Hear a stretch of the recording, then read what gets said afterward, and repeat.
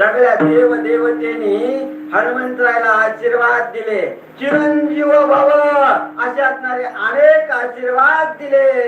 या ठिकाणी असणार कुणी कुणी काय काय आशीर्वाद दिले ते जर आपण पाहत बसलो तर बरेच वेळ जाईल. म्हणून असणार एकच प्रमाण घेऊ.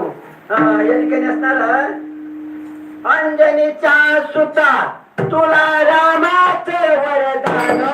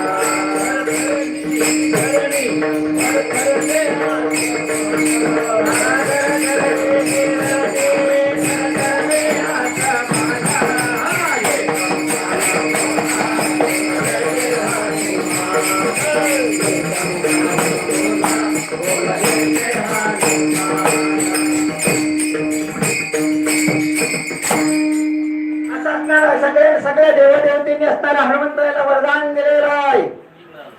या ठिकाणी असताना अनेकांना असताना महादेवाने वरदान दिलं, ब्रह्मदेवाने दिलं. महादेवाने सांगितलं माझ्या त्रिशूळापासून तुला काही होणार नाहीये. ब्रह्मदेवाने सांगितलं माझ्या ब्रह्मपाशाने तुला काही होत नाहीये. यमाने सांगितलं माझे यमपास बाकी सगळ्याला बांधून आणते पण बांधल्या जाणार नाही. असं सगळ्यांना वरदान प्राप्त झालं आणि वरदान प्राप्त झाल्याच्या नंतर या ठिकाणी असणार पण आपल्याकडे उलट पहा. आपल्याकडे असणार जे पंच उन्माद सांगितले ना, धनाचा उन्माद, सौंदर्याचा उन्माद, संपत्तीचा उन्माद, अनेकाचा जो उन्माद आहे ना आपल्याला स्वस्त बसू देत नाहीये. परंतु हनुमंताला एवढे वरदान मिळून सुद्धा ते सुप्त अवस्थेमध्ये राहिले, शांत राहिले. मिळालेला आनंद, मिळालेलं यश सुद्धा पचवता आलं पाहिजे. मिळालेलं यश सुद्धा पचवता आलं पाहिजे. आणि नाही पचलं ना मग ते अंगावर दिसत असत. असं असताना मिळालेलं वरदान माझ्या हनुमंतरायनं पचवलं आणि मिळालेलं बळ, मिळालेलं वरदान त्या ब्रह्मांडाच्या असणाऱ्या देव कार्यासाठी या ठिकाणी असणारा या ठिकाणी कार्याला उपयोगाला आणलं. हनुमंताने मिळालेलं वरदान, मिळालेलं बळ सत्य कर्माला लावलं. त्या मिळालेल्या बळाचा सदुपयोग केला. तुम्ही आम्ही असताना आम्हालाही आपल्याला मिळालंय शरीर, त्याच्यासाठी मिळालंय. आपल्याला तुम्हाला मला असणार हे शरीर कशावर मिळालंय? इंद्रिय हात पाया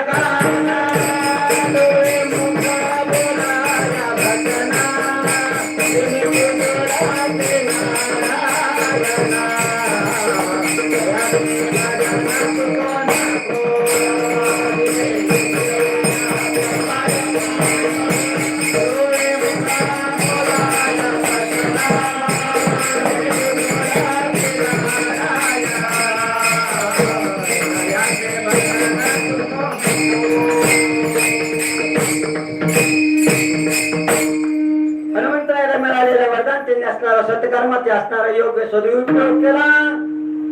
या ठिकाणी असणारा आगाध बळ आहे. हनुमंत आपण या ठिकाणी असणारा प्रत्येकाचे मोजमाप करता येतं. ह्या पृथ्वीचं सुद्धा मोजमाप केलं. विस्तृत असणारं पाहायचं अक्षांश रेखांश, त्याच्यानंतर हेक्टर, एकर, फूट, चौरस मीटर आपण मोजमाप केलं ना. त्या सागराची सुद्धा एक वेळेस या ठिकाणी खोली मोजता येईन. परंतु हनुमंतरायाच्या बळाचं काही मोजल्या जात नाही. पण हनुमंतराला म्हणतात अतुलित बलधामम. त्या हनुमंतरायाच्या बळाचे वर्णन, त्याचं मोजमाप आतापर्यंत तरी कोणाला करता आले नाही आणि इथून पुढे सुद्धा येणार नाही. हे त्रिकालबाधित सत्य आहे.